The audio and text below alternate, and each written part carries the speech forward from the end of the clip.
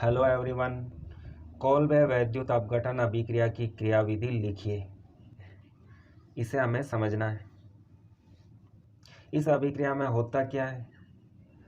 यह कार्बोक्सिलिक अम्ल का सोडियम लवण है। इसका जलीय विलयन एक पात्र में लेते हैं। पात्र में धातु की 2 छड़ें लगाते हैं। उन छड़ों में विद्युत धारा प्रवाहित करते हैं तो सोडियम एसीटेट के जलीय विलयन का विद्युत अपघटन होता है। फलस्वरूप एथेन बनता है, हाइड्रोजन गैस बनती है, CO2 गैस बनती है। साथ में सोडियम हाइड्रोक्साइड क्षार प्राप्त होता है। कुल 4 उत्पाद बनते हैं। इस लवण में से CO2 बाहर निकल जाती है। जब किसी पदार्थ से CO2 बाहर निकलती तो उस अभिक्रिया को विकार्बोक्सिलीकरण कहते हैं। ये चारों उत्पाद बनते कैसे हैं? इसे समझने के लिए हमें क्रियाविधि को समझना होगा। इस अभिक्रिया की क्रियाविधि मुक्त मूलक क्रियाविधि है। इस क्रियाविधि में मुक्त मूलक बनते हैं तो इसे हम मुक्त मूलक क्रियाविधि बोलते हैं। जब इस लवण को जल में मिलाते हैं तो लवण आयनों में टूट जाता है। एसीटेट ऋणायन और सोडियम धनायन प्राप्त होता है। जल में बहुत कम मात्रा में H+ और OH- आयन होते हैं। तो इस लवण के जलीय विलयन में 4 भिन्न प्रकार के आयन होते हैं।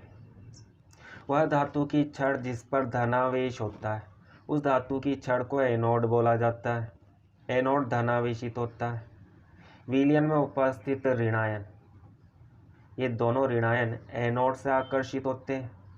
एनोड पर सबसे पहले एसीटेट आयन पहुंचता है।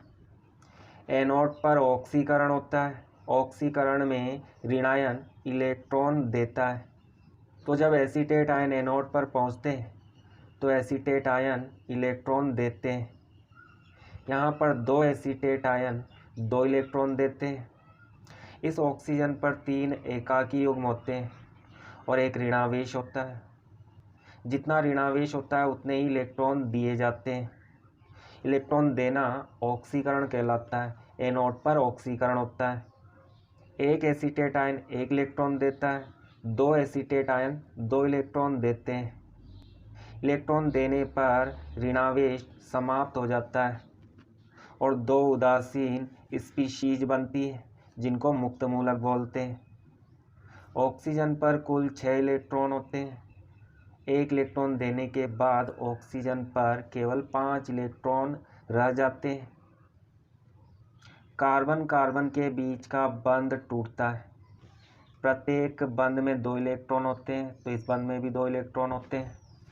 1 इलेक्ट्रॉन इस कार्बन पर चला जाता है और दूसरा इलेक्ट्रॉन दूसरे कार्बन पर चला जाता है।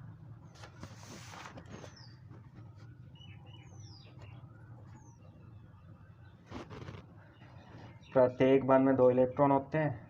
बंध के दोनों इलेक्ट्रॉन में से 1 इलेक्ट्रॉन इस कार्बन पर जाता है और दूसरा इलेक्ट्रॉन दूसरे कार्बन पर जाता है। इस प्रकार से बंध का टूटना समअपघटनीय विदलन कहलाता है या समांश विदलन कहलाता है। और इस विदलन से मुक्त मूलक बनते हैं जिन पर कोई आवेश नहीं होता है। 1 इलेक्ट्रॉन इस कार्बन पर चला जाता है तो मैथिल मुक्त मूलक बनता है और 1 इलेक्ट्रॉन इस कार्बन पर चला जाता है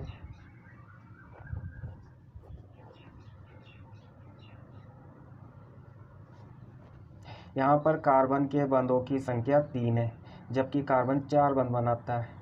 तो चौथा बंध बनाने के लिए कार्बन इस 1 इलेक्ट्रॉन का साझा ऑक्सीजन के 1 इलेक्ट्रॉन के साथ करता है और यहाँ पर एक बंध का निर्माण होता है।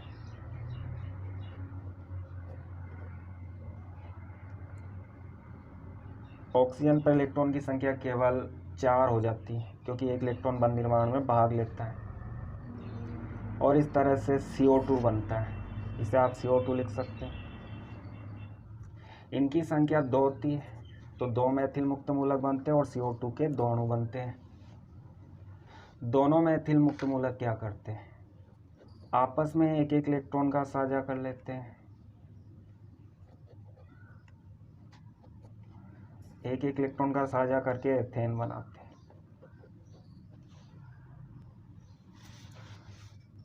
तो एनोड पर 2 ऋण आयन जाते हैं, दोनों 2 इलेक्ट्रॉन देते हैं और मुक्त मूलक बनाते हैं। मुक्त मूलक में कार्बन कार्बन के बीच के बंध का विदलन होता है, समांश विदलन होता है और मैथिल मुक्त मूलक बनता है, साथ में CO2 गैस बनती है।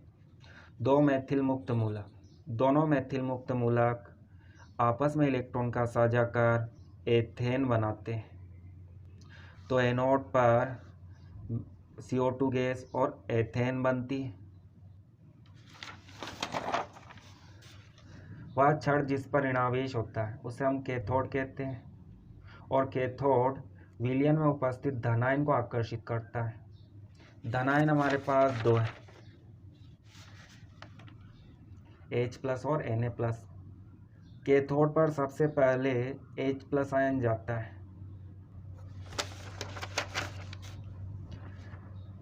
H+ आयन जब कैथोड पर जाता है तो क्या होता है, कैथोड पर इलेक्ट्रॉन ग्रहण किए जाते हैं, मतलब कैथोड पर अपचयन अभिक्रिया होती है।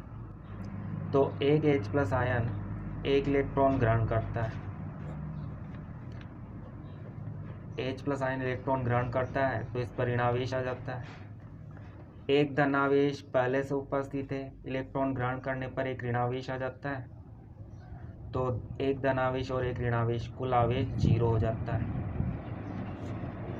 तो H+ आयन कैथोड पर जाकर इलेक्ट्रॉन ग्रहण करता है, H+ आयन का अपचयन होता है और उदासीन हाइड्रोजन का परमाणु बनता है। परंतु हाइड्रोजन का परमाणु बहुत अधिक क्रियाशील होता है, सक्रिय होता है। विलयन में बहुत सारे H+ आयन होते हैं। दूसरा H+ आयन कैथोड पर जाकर इलेक्ट्रॉन ग्रहण करता है और हाइड्रोजन परमाणु बनाता है।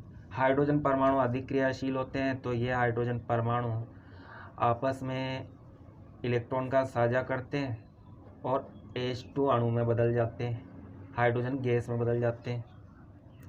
इस अभिक्रिया को हम इस तरह से लिख सकते हैं, 2 H+ आयन कैथोड पर जाते हैं, 2 इलेक्ट्रॉन ग्रहण करते हैं और उदासीन हाइड्रोजन परमाणु बनाते हैं। दोनों हाइड्रोजन परमाणु आपस में जुड़कर हाइड्रोजन गैस बनाते हैं।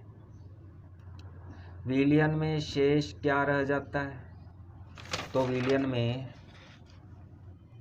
Na+ आयन और OH- आयन शेष रह जाते हैं। ये दोनों आयन धातु की छड़ों पर नहीं पहुंच पाते हैं, तो ये दोनों मिलकर क्या बना लेते हैं, विलयन में Na+ और OH- आयन मिलकर क्षार बना लेते हैं। तो कैथोड पर हमें हाइड्रोजन गैस प्राप्त होती है, साथ में क्षार प्राप्त होता है। इस तरह से कार्बोक्सिलिक अम्ल के सोडियम लवण के जलीय विलयन का विद्युत अपघटन होता है। आप सोडियम के स्थान पर यहाँ पर पोटेशियम भी ले सकते हो। उम्मीद करता हूँ आपको यह क्रियाविधि समझ में आ गई होगी।